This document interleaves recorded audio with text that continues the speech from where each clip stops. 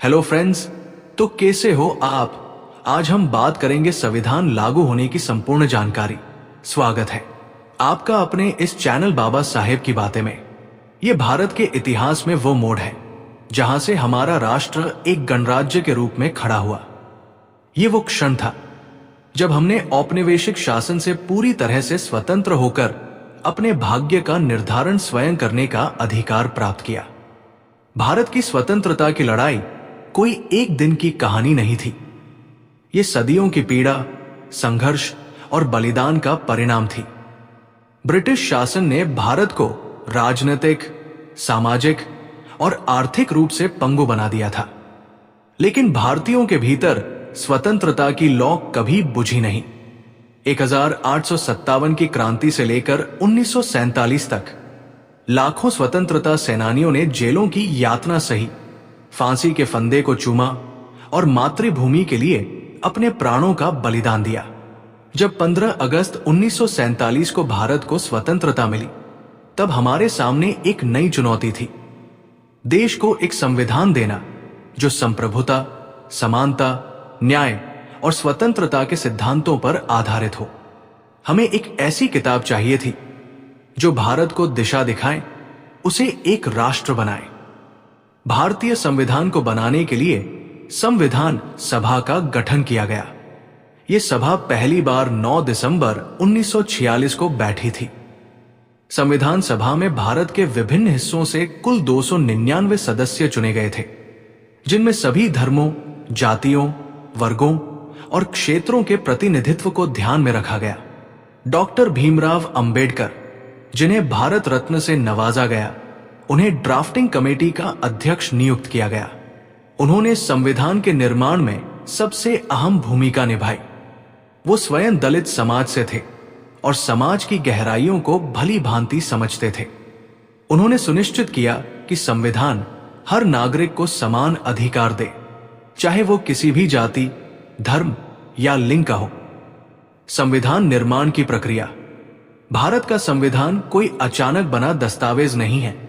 इसे बनाने में कुल 2 वर्ष, 11 महीने और 18 दिन का समय लगा। संविधान सभा में इस पर चर्चा करने के लिए 114 दिन की बैठकों का आयोजन हुआ। हर एक अनुच्छेद पर गहराई से विचार विमर्श किया गया, बहसें हुई, सुझाव लिए गए और फिर जाकर कोई निर्णय लिया गया।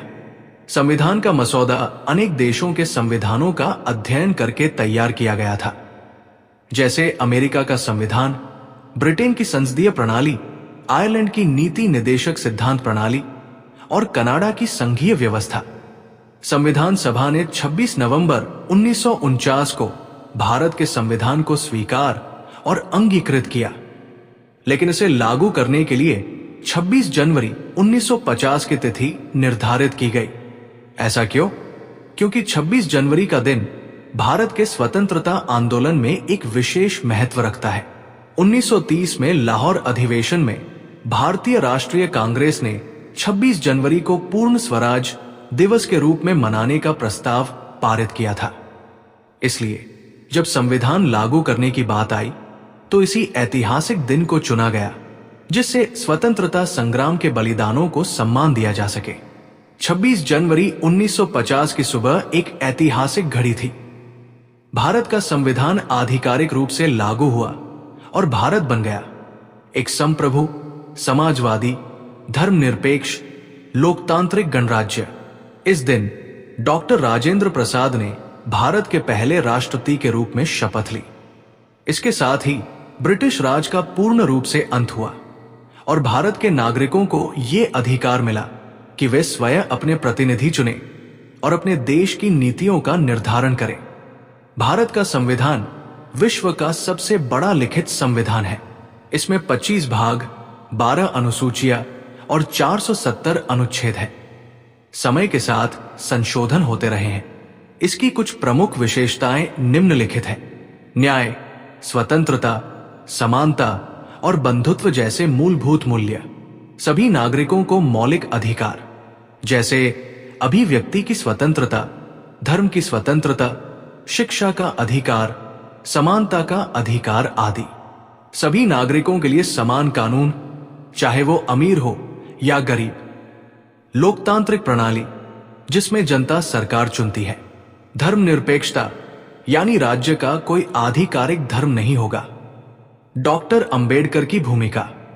यह कहना अतिशयोक्ति नहीं होगी कि यदि डॉक्टर अंबेडकर न होते तो शायद आज भारत का संविधान वैसा न होता जैसा आज है।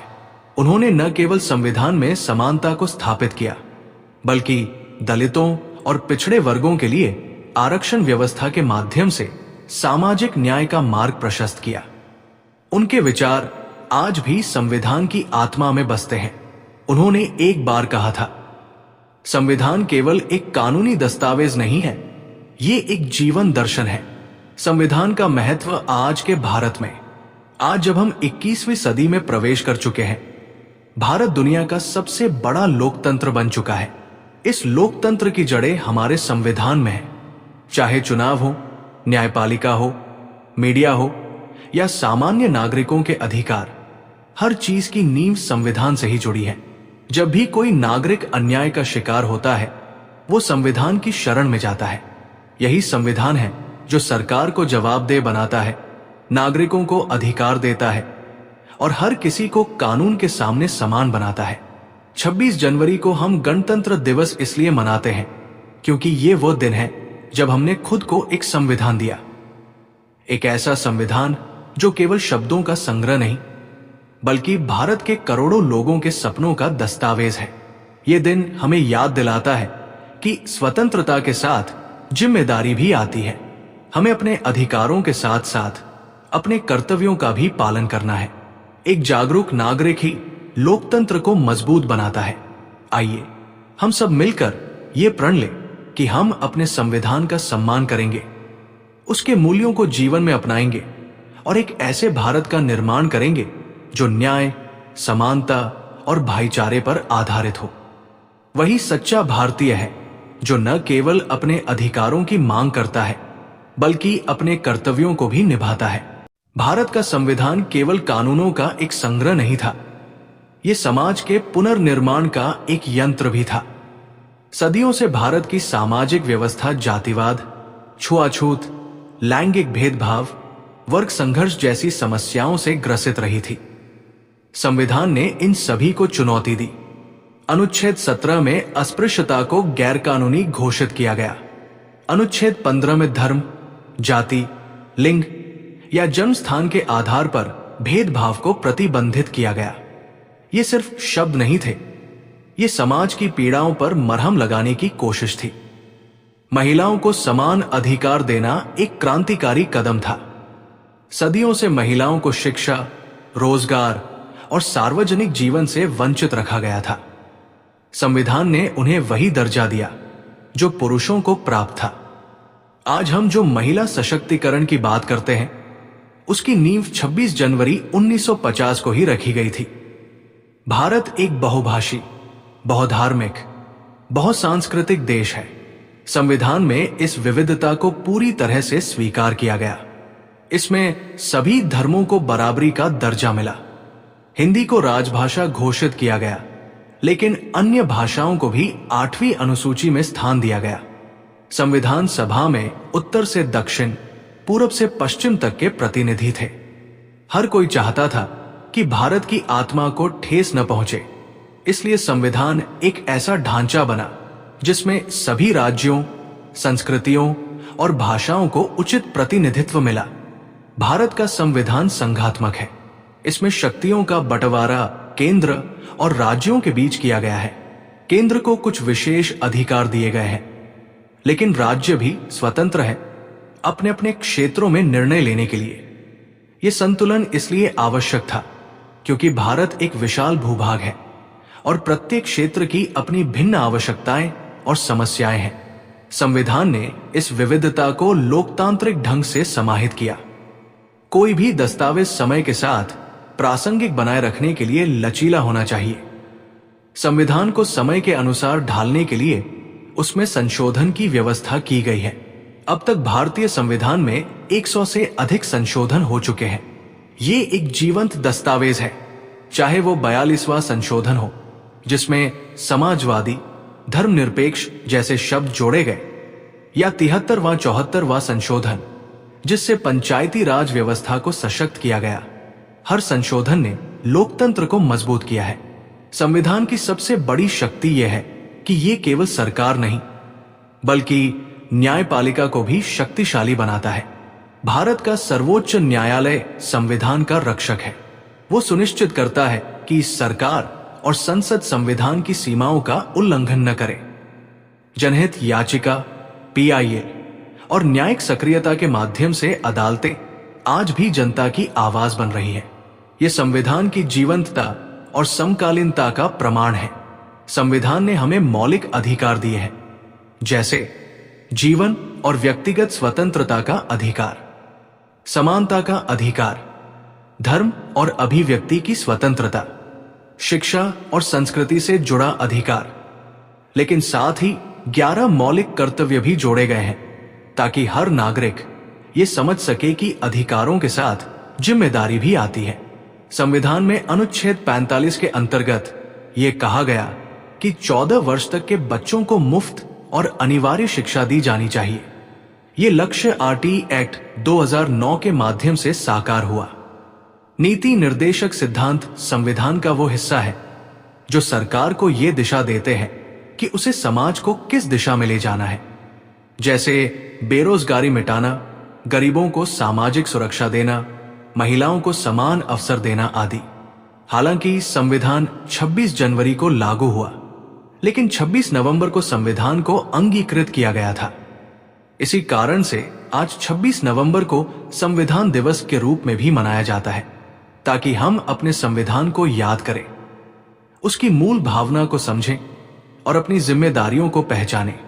आज भारत की आधी से अधिक जनसंख्या 35 वर्ष से कम उम्र की है। ये युवा शक्ति अगर संविधान के मूल्यों को आत्मसात करे तो देश को नई ऊंचाइयों तक ले जा सकती है। हमें न केवल अपने अधिकार जानने चाहिए, बल्कि ये भी समझना चाहिए कि हम किस प्रकार समाज को बेहतर बना सकते हैं। यही संविधान का असली उद्देश्य है, हर नागरिक को सशक्त बनाना।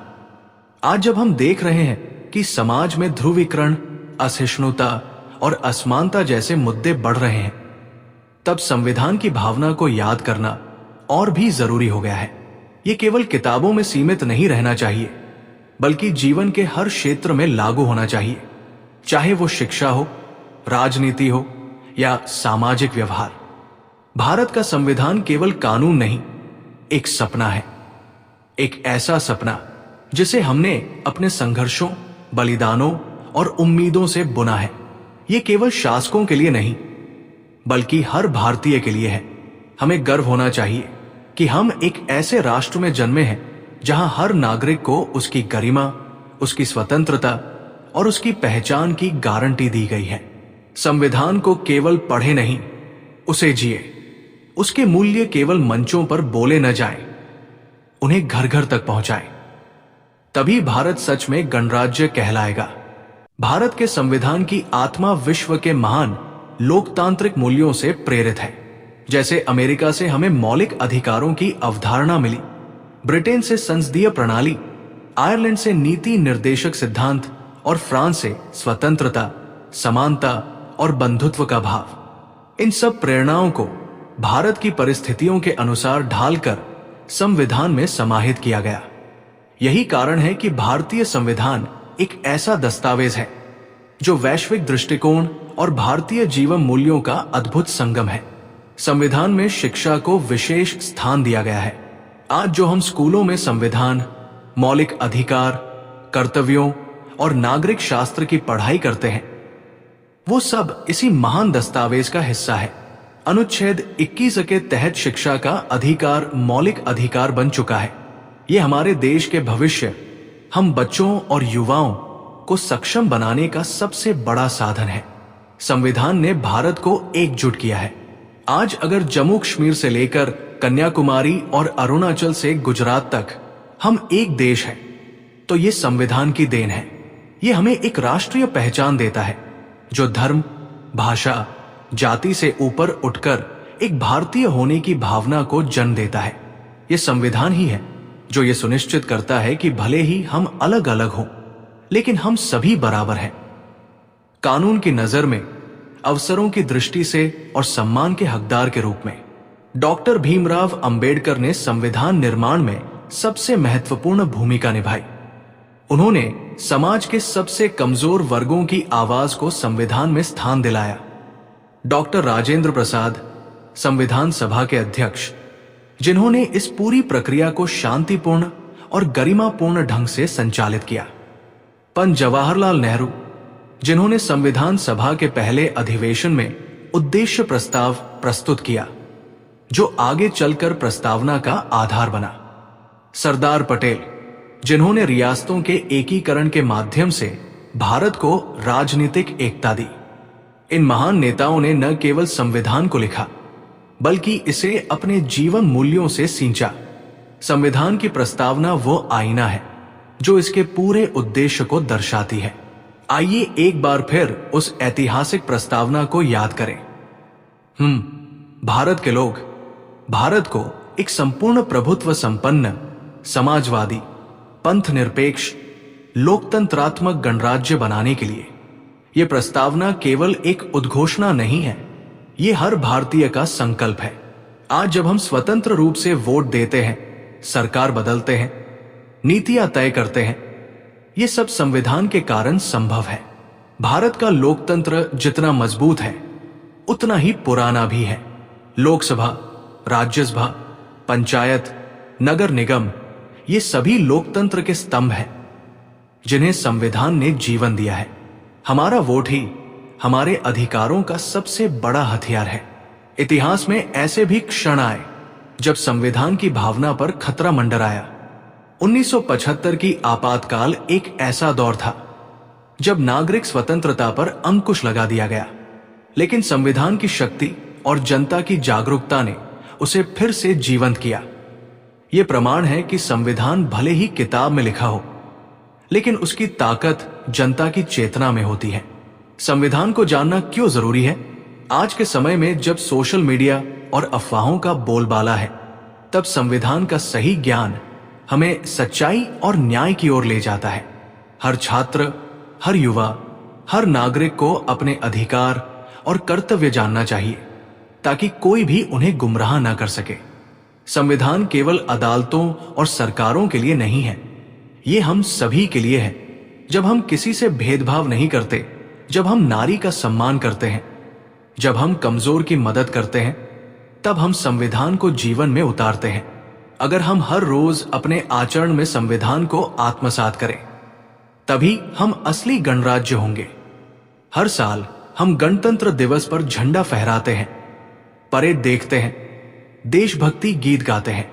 ये गर्व की बात है, पर साथ ही ये दिन हमें हमारे उत्तरदायित्वों की याद भी दिलाता है। हमें ये सोचने की जरूरत है कि क्या हम सच में संविधान के बताए रास्ते पर चल रहे हैं?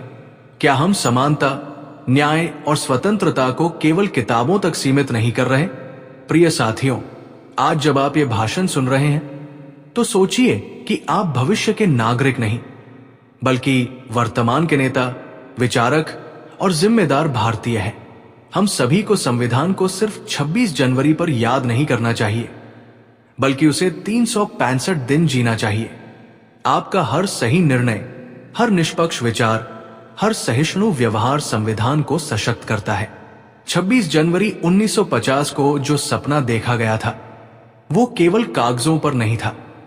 वो एक ऐसे भारत का सपना था जहां हर कोई गर्व से कह सके, मैं भारतीय हूं और ये देश मेरा है, इसका संविधान मेरा है। आज हम सभी को मिलकर ये शपथ लेनी चाहिए कि हम अपने संविधान का सम्मान करेंगे, अपने कर्तव्यों का पालन करेंगे और अपने देश को बेहतर बनाएंगे। जय संविधान, जय लोकतंत्र, वंदे मातरम, भारत माता की जय, जय हिंद। 26 जनवरी 1950 ये वो तारीख है जब भारत का संविधान लागू हुआ और हमारा देश एक स्वतंत्र और लोकतांत्रिक गणराज्य बना। लेकिन क्या आपने कभी सोचा है कि इस ऐतिहासिक घड़ी तक पहुंचने का सफर कितना कठिन था? संविधान लागू करना सिर्फ एक प्रशासनिक प्रक्रिया नहीं थी, ये एक ऐसा प्रयास था जो भारत के सपनों और संघर्षों का परिणाम था। इस महान घटना पर बात करते हुए मैं ये नहीं छिपा सकता कि इसे लागू करने के दौरान कई चुनौतियां और दिक्कतें सामने आई। आज मैं आपको उन्हीं चुनौतियों और उनके समाधान की कहानी बताने आया हूं। सबसे पहले हमें यह समझना होगा कि संविधान सिर्फ कागजों का एक दस्तावेज नहीं है। यह हमारे स्वतंत्रता संग्राम के वीरों के खून, पसीने और सपनों का नतीजा है। आजादी के बाद यह तय करना सबसे महत्वपूर्ण था कि हमारे देश का भविष्य कैसा होगा। इस सवाल का जवाब देने के लिए संविधान सभा का गठन हुआ। डॉक्टर भीमराव अंबेडकर, संविधान निर्माण समिति के अध्यक्ष, ने एक ऐसा दस्तावेज तैयार किया जो दुनिया में सबसे बड़ा और सबसे विस्तृत संविधान बना। लेकिन इस सपने को जमीन पर उतारना आसान नहीं था। संविधान ने हमें आजादी तो दी, लेकिन इसके साथ कई जिम्मेदारियां और दिक्कतें भी सामने आई। संविधान लागू करने की दिक्कतें। 1. विविधता में एकता बनाना। भारत एक ऐसा देश है जहां 500 से अधिक रियासतें, हजारों भाषाएं और अनगिनत धर्म और संस्कृतियां थी। इस विविधता को एकजुट करना सबसे बड़ी चुनौती थी। भाषा विवाद। संविधान ने हिंदी को राजभाषा घोषित किया, लेकिन गैर हिंदी भाषी राज्यों में इसका विरोध शुरू हो गया। धार्मिक असहिष्णुता। संविधान धर्मनिरपेक्षता का प्रतीक था, लेकिन समाज में धार्मिक असमानता को मिटाना आसान नहीं था। 2. सामाजिक असमानता का अंत। हमारे संविधान ने हर व्यक्ति को समानता का अधिकार दिया, लेकिन भारत में जाति व्यवस्था की गहरी जड़ें थी। दलित समुदाय को समाज में बराबरी का दर्जा देना और उन्हें शिक्षा और रोजगार में समान अधिकार दिलाना संविधान के लिए सबसे बड़ा लक्ष्य था। 3. आर्थिक और प्रशासनिक चुनौतियां। एक स्वतंत्र गणराज्य में संविधान लागू करना प्रशासनिक दृष्टि से भी कठिन था।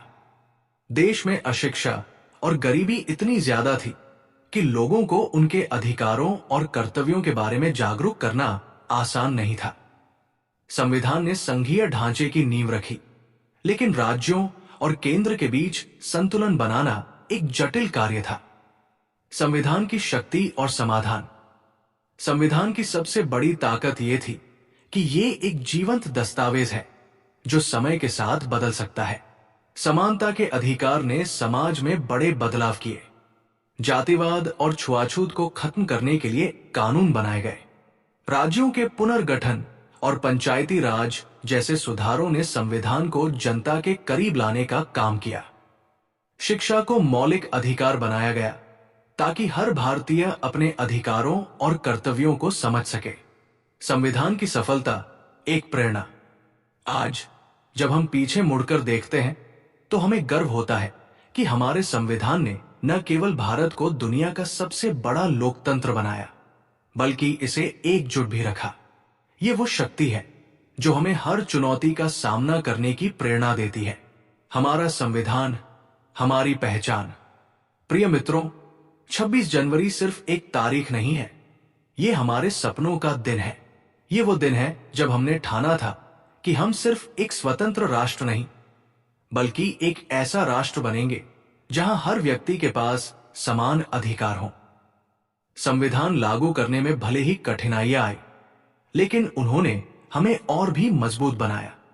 आज हमें अपने संविधान पर गर्व करना चाहिए और इसकी रक्षा के लिए प्रतिबद्ध रहना चाहिए। तो आइए इस गणतंत्र दिवस पर यह संकल्प ले कि हम अपने संविधान को न केवल समझेंगे, बल्कि इसे अपने जीवन का हिस्सा बनाएंगे। यही हमारे वीरों के संघर्ष का सम्मान होगा।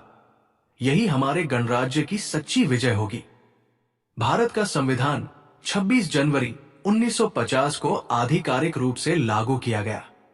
यह दिन भारतीय इतिहास में एक महत्वपूर्ण मोड़ साबित हुआ। यह वो क्षण था जब भारत एक स्वतंत्र गणराज्य बना और अंग्रेजों के शासन से पूरी तरह मुक्त होकर एक स्वशासित लोकतांत्रिक राष्ट्र के रूप में स्थापित हुआ। हालांकि इस प्रक्रिया में अनेक चुनौतियों और समस्याओं का सामना करना पड़ा। इस भाषण में हम इस ऐतिहासिक दिन की पृष्ठभूमि, संविधान के लागू होने की प्रक्रिया और इसके साथ जुड़ी कठिनाइयों का गहराई से विश्लेषण करेंगे। 1947 में भारत की आजादी के बाद सबसे बड़ी जरूरत थी एक ऐसा संविधान तैयार करना जो भारत जैसे विविधतापूर्ण देश की आवश्यकताओं को पूरा कर सके। इसके लिए संविधान सभा का गठन हुआ, जिसमें विभिन्न क्षेत्रों और समुदायों के प्रतिनिधि शामिल थे। डॉक्टर भीमराव अंबेडकर की अध्यक्षता में प्रारूप समिति ने संविधान का मसौदा तैयार किया। 2 साल, 11 महीने और 18 दिन की लंबी प्रक्रिया के बाद 26 नवंबर 1949 को संविधान को अपनाया गया और इसे 26 जनवरी 1950 को लागू किया गया। ये तिथि इसलिए चुनी गई क्योंकि 26 जनवरी 1930 को भारतीय राष्ट्रीय कांग्रेस ने पूर्ण स्वराज का प्रस्ताव पारित किया था। ये दिन स्वतंत्रता संग्राम के प्रतीक के रूप में महत्वपूर्ण था। जब संविधान लागू हुआ तो इसके साथ कई जमीनी और प्रशासनिक कठिनाइयों का सामना करना पड़ा। इन चुनौतियों को 3 मुख्य वर्गों में विभाजित किया जा सकता है। भारत एक विशाल और विविध देश है, जिसमें विभिन्न भाषाएं, धर्म और संस्कृतियां मौजूद हैं। इतने बड़े देश में एक समान प्रशासन प्रणाली स्थापित करना एक बड़ा काम था। नए कानून और व्यवस्थाएं। संविधान ने कई नए कानूनों और नीतियों को लागू करने का प्रावधान किया, लेकिन इनका सही तरीके से क्रियान्वयन करना मुश्किल था। ब्यूरोक्रेसी का अभाव। स्वतंत्रता के बाद भारत में प्रशिक्षित प्रशासनिक अधिकारियों की कमी थी। नए संविधान को समझना और लागू करना सभी के लिए आसान नहीं था। संविधान की जटिलता। भारतीय संविधान दुनिया का सबसे विस्तृत संविधान है। इसकी गहराई को समझना और इसे जमीनी स्तर पर लागू करना एक चुनौती भरा काम था। भारत में जातिवाद, धर्म और भाषा के आधार पर गहरी सामाजिक असमानताएं थी। जातीय विभाजन। संविधान में समानता का अधिकार दिया गया, लेकिन समाज में गहराई से जमे जातिवाद को समाप्त करना आसान नहीं था।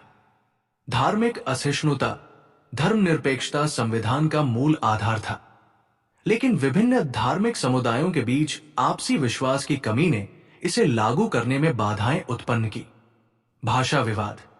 संविधान में हिंदी को राजभाषा के रूप में चुना गया, लेकिन दक्षिण भारत और अन्य गैर हिंदी भाषी क्षेत्रों में इसका विरोध हुआ। आर्थिक असमानता। भारत एक गरीब देश था। ग्रामीण क्षेत्रों में अशिक्षा और गरीबी संविधान के अधिकारों को लागू करने में बाधा बन रही थी। संघवाद की स्थापना। संविधान में राज्यों और केंद्र के बीच शक्तियों का स्पष्ट विभाजन किया गया, लेकिन इसे लागू करना मुश्किल था। कानूनी ढांचे का विकास। संविधान ने कई नए संस्थानों और प्रणालियों की स्थापना की बात की, जिनके लिए संसद